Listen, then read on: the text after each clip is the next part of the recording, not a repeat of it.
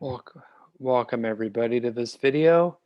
And in this video, we're going to be talking about looped playback in the Claviatura, which is pretty simple.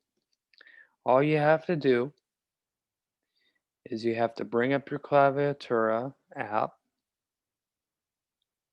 and all you have to do here is you click this loop button at the right of the play button,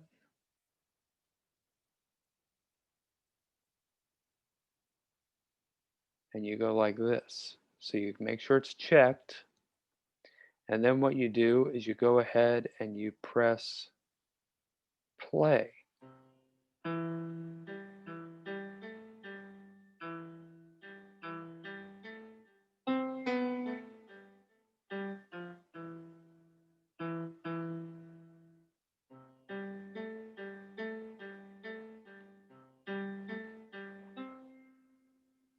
And then if you wait for the blue line to go through all of it, it will loop and play back again.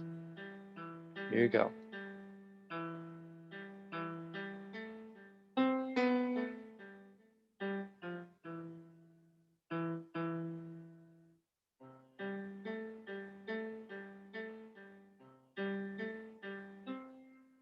And that is it.